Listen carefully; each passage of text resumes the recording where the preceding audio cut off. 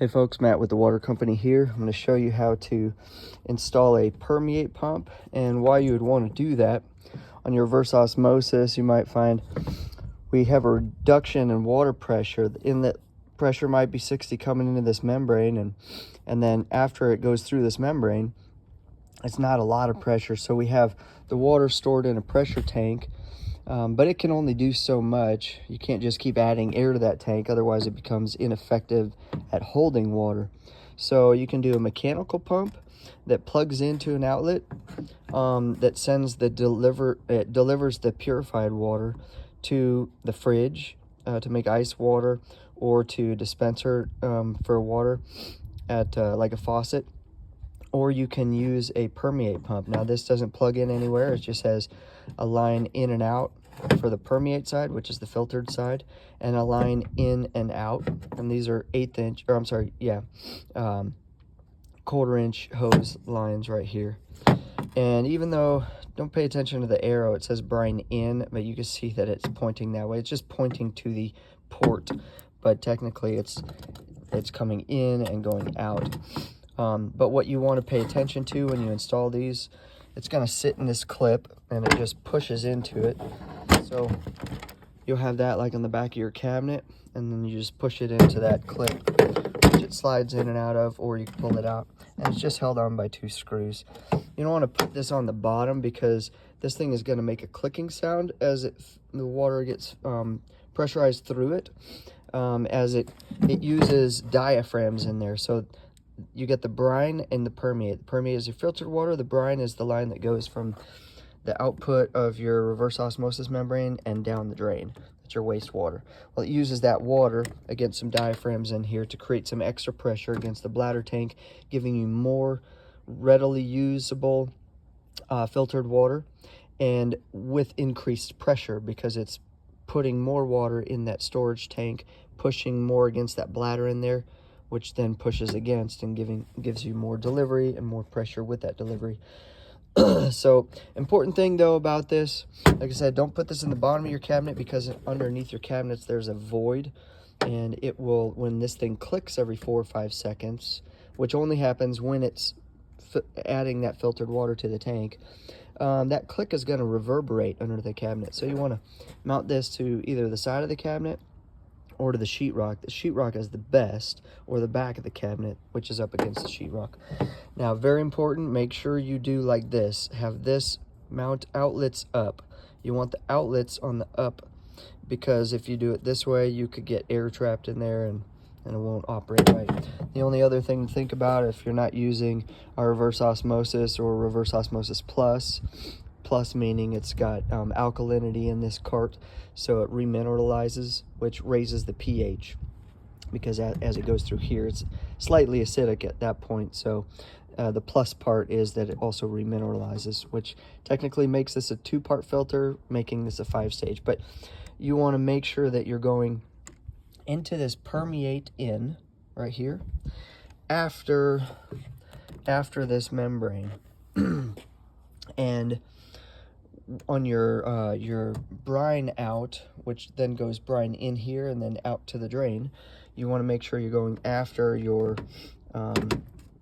regulator that's in here, pressure reducer. It's like a flow restrictor, but it's built into here. But if it's not, you have a different type of unit. Make sure that you're always going membrane and then brine out to the that line reducer before going into here. Now on the other side, on the permeate in and out, here's where you want to interrupt it. This is super easy with this system. Other systems kind of difficult to get to because you might have a big old housing in the way. So you undo this screw, and what you want to do is on all of these, you could see and you could trace it. This is your input. You can see right there, inlet. The inlet's on the front, the outlets are on the back. So it goes in there, out here. It goes from there, wraps around and goes in number 2. Goes out number 2 right here, through here into this lower port of this auto shut-off valve, and then it goes back out there to the input of the membrane filter. And so what you want to do is just interrupt the output of that membrane filter, which is right there, and that wraps around and then it comes in right here. So this is the one you want to disconnect. So you push back on that blue and pull the hose out, push back on that and pull that out. You're going to just remove that line. You won't need that at all. And it'll be about this long, but not quite enough that you want to use. So what I like to do is I go on that output side of the membrane with a different color hose, just so I know which one's what. And that'll be this orange, or you could use a black or blue, it doesn't matter. That way I don't have like two clear lines hanging out there and I'm confused. Wait, which one was what? Because you're doing this upside down and then you turn it right side up and it will get confusing fast and you have to retrace your steps. So always put this coming out after the membrane. So a color line coming out the membrane going to the permeate in, and then the permeate out just goes back to where you also disconnect at this auto shut-off valve. And then that one ends up going back around to that over here to the tank T and into your post filter. So if you have a different setup again than this, you're still going to put this auto shut-off valve in that same sequence. But it might not be like mounted back here. It might be in the front. It might be buried in your housing. In that case, you should buy one of these from us. We sell these filters online. You want to change 1, 2, and 4 every 6 months. Number 3, you want to change once a year.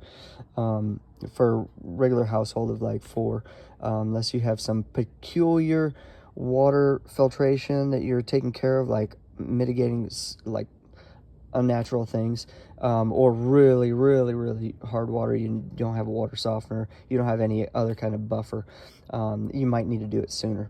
But if you're on city water or well water with little or no filtration, and you don't know that it's poor quality, then you should be fine on that schedule. But you can go to www.the-watercompany.com, or give me a call or shoot me an email at matt@thewatercompany.com. Remember the dash like a minus sign, and I can get you set up on a recurring schedule for these filters. And then I'll remind you, and I have tutorials on our YouTube channel. You can look those up, and I send those with the reminders when it's time to change the filters. And these are so easy. I say your mom's mom can do it, because you literally just untwist it, throw that thing away, your new filter looks just like that. So that's why we love these. That's why we decided to go this route as our exclusive reverse osmosis and microfiltration when you have, instead of reverse osmosis, but you don't want to have the storage tank, or you don't have room for it, or you don't have a drain for this brine line, you can go with the microfiltration unit. It's also a 4-part filtration and has basically the same schedule. Thanks for watching. Hope that helps.